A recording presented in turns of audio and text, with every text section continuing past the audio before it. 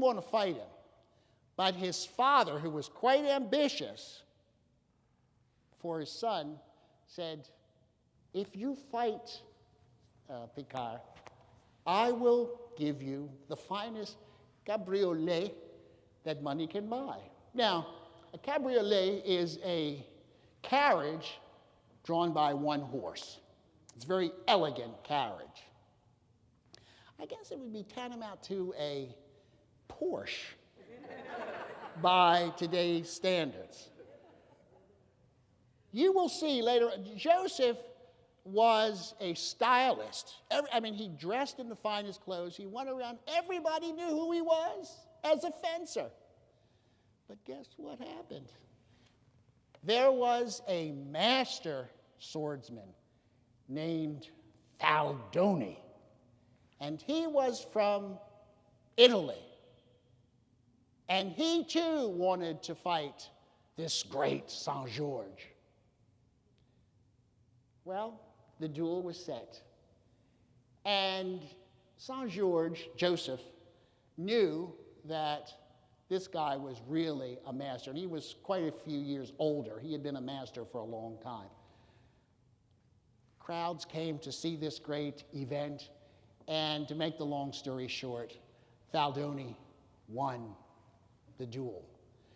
4 touches to Joseph's 2. This was the first time that he had lost. The first time. So he took it pretty hard. But he said to himself, there are other things that I can do. I'll show the world what else I can do. Because of his father's ambition, he too became very ambitious and was most interested, driven to be accepted as an aristocrat in France. Now, all along, George had been studying the violin. All along, he had been studying the violin. And he was studying with a very great teacher in France, Jean-Marie Leclerc. If there are any violinists in here, some of you, I'm sure, have played the violin music of Leclerc. Well, anyway, George studied the violin with Leclerc. And Leclerc was so taken with this young student because he was really a virtuoso violin player as well as a fencer. Who ever heard of that? A fencer, an athlete, as well as a virtuoso violinist. Unheard of. It doesn't make sense. It sounds like a soap opera. But nevertheless, he was one of the finest violin students that Leclerc had. So guess what Leclerc did? He wrote 6 sonatas and dedicated them to Joseph Boulogna Chevalier de Saint-Georges. How do you like that? Now, what great teacher does that to students? Actually writes music and dedicates it to them. He also studied with Joseph Gossec. He studied composition with Joseph Gossec. Before long, he was so famous that everybody started talking about his prowess. How, as they said, he could do with the violin bow what he did with the sword. At parties and grand houses, he was invited to show off his musical skills. Look, they already knew who he was as a fencer. Now they were introduced to him as a great violinist. His fingers would dance on the keys, or on the strings rather, as he played swooping runs and dazzling trills to the thrill of the audience. In 1769, Joseph became first violinist of the largest orchestra in Paris. It was at these concerts d'amateurs. Now, you think an amateur is a person who has a daytime job and just plays, for fun. But that's not the case here. At the concerts des amateurs, these concerts were for professional musicians who took music seriously. It was not for the neophyte.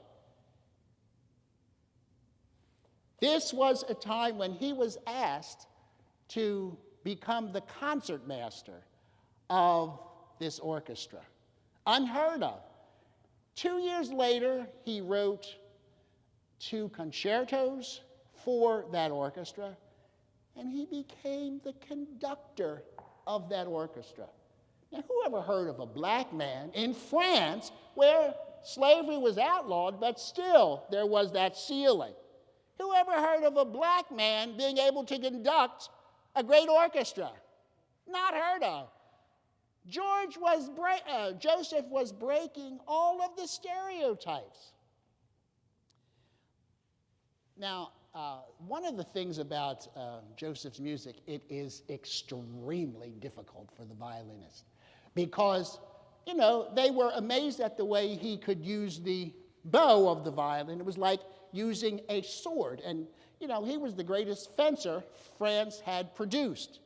So the fact that he was able to play the way he fenced, his music was extremely difficult. Why? Because the fingerboard, he would be way up at the very edge of the fingerboard for 1 second, and then, boom, have to come all the way down to play a low note. Let's listen, if we can, to an example of a concerto that Saint-Georges wrote, which demonstrates what I just said.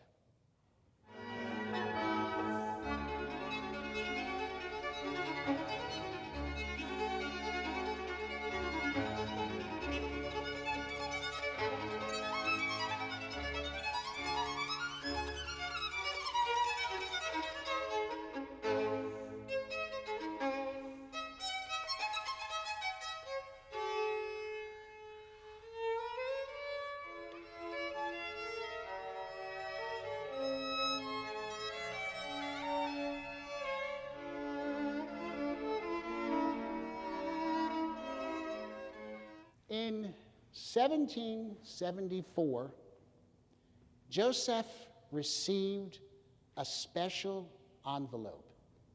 It had a wax seal with the royal crest stamped on it. France's new young queen, Marie Antoinette, had heard of this renowned Saint-Georges. Would he come to the palace to play music with her? He did, and the queen was impressed, very impressed, with his playing and manner. Joseph was told the queen would be pleased to receive him at Versailles more often. Joseph, of course, was overwhelmed, but he went to tell his mother, Nanon, of his good fortune, and he had her laughing when he said, I just met the King of France, Louis XVI, who was rather fat and a dull-looking man in a powdered wig. Not the regal king he had imagined. By 1775, Joseph was a celebrated violinist, conductor and composer. He was the perfect person to become the director of the Royal Opera. He was the perfect person. Marie went to her husband and says, you must give that position to him. He is France's finest musician. So you must give him the position. But there were a lot of people that thought, well, he's good, but we've never heard of a black man conducting a great orchestra, an opera company like that. No. Plus, there were 3 singers who wrote to the king and says, Your Royal Highness, by giving him that position, that would offend our sensibilities, because we would have to take orders from a mulatto. But you know what? This controversy sparked something throughout the whole country. And the question was, this was the first time that people began to ask, could a black person be just as talented as a white one? George suffered many racial indignities, but he had many great triumphs as well. I'm going to play a piece by Saint-Georges. It's his Adagio in F minor. I'm just going to play the first part. Now, you heard the first piece, that orchestra piece. It was called The Anonymous Lover. And that was a happy-go-lucky piece. But George was a solitary man who kept lots of things hidden. You see, he could never really marry into the aristocratic circles because he was black. They accepted him because he was so talented. He was charming. Women swooned over his exotic looks. And men ran up to him because he was a brilliant conversationalist. But he could never marry into that, well, I call it estate. There were like 3 classes of people, and we'll talk about that a little later. But he could never marry into that.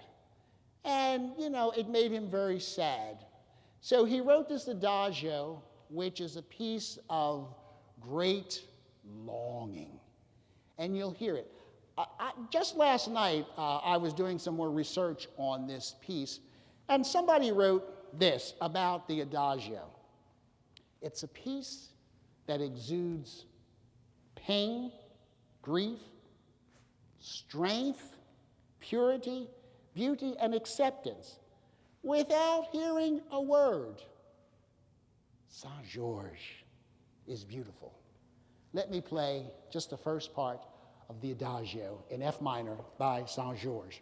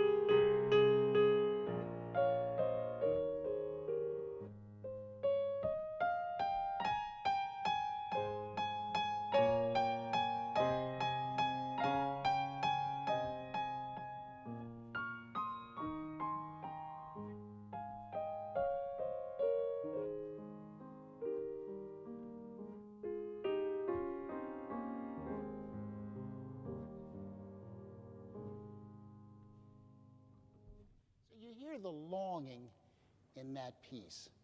There are other pieces that he wrote, and we'll discuss them in the second part of this program.